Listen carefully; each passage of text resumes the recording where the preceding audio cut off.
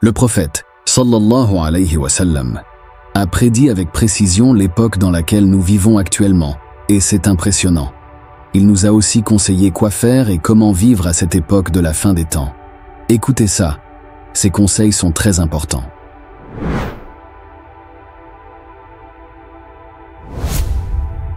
Dans un hadith authentique rapporté par Al-Bukhari, le prophète nous met en garde contre les troubles que vivront les gens de la fin des temps. La fitna est un mot arabe qui désigne les épreuves, les tentations, les divisions, les conflits, ou encore les troubles qui affectent la communauté musulmane. La fitna peut être causée par des ennemis extérieurs, qui cherchent à détruire l'islam, ou par des hypocrites intérieurs, qui sèment la discorde et le doute parmi les croyants. La fitna est une épreuve pour la foi des musulmans, qui doivent rester fermes et attachés au Coran et à la Sunna. Le prophète Muhammad, sallallahu alayhi wa sallam, a annoncé que la fitna apparaîtrait à la fin des temps, avant l'arrivée de l'Antéchrist, le Dajjal et de l'imam al-Mahdi. Il a décrit les signes de la fitna, tels que l'ignorance, l'injustice, le mensonge, la corruption, la violence, la débauche, l'abandon de la prière, la perte de la fraternité, l'amour de la vie de ce bas monde et la détestation de la mort.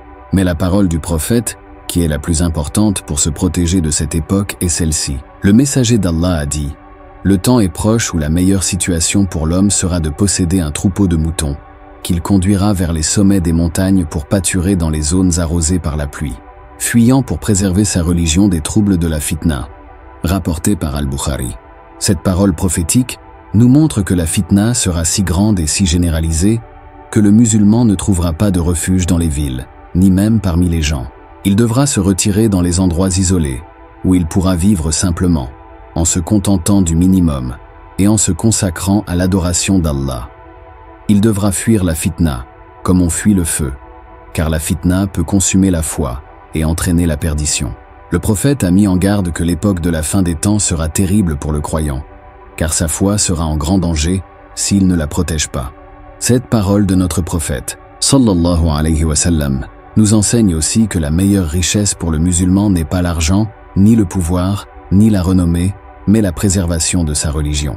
Le musulman doit être prêt à sacrifier tout ce qui est éphémère et illusoire, pour sauvegarder ce qui est éternel et véridique. Il doit se rappeler que ce monde n'est qu'une étape, et que le but ultime est de rejoindre le paradis, où il n'y aura plus de fitna, ni de souffrance, ni de peur, mais seulement la paix, la joie et la satisfaction d'Allah.